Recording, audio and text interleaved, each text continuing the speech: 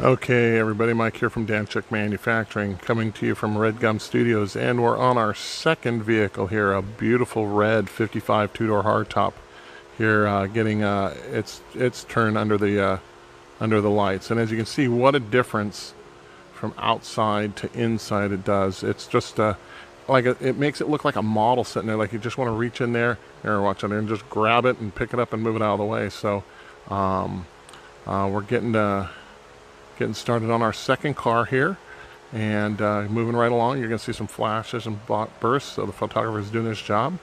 We've got her on the turntable here. Just an awesome, beautiful car. The lighting just does wonders for shooting these things. So, I mean, you know, if you ever get a chance, get your car professionally photographed. This is pretty incredible. Now, these cars, none of these cars are show cars. These are all drivers. Even the Danchuk 57.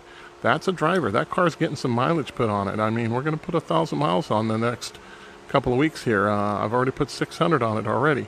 So, doing a little positioning there. And, you know, these cars don't have to be perfect to get this kind of treatment, and they just look spectacular. I mean, look at this thing.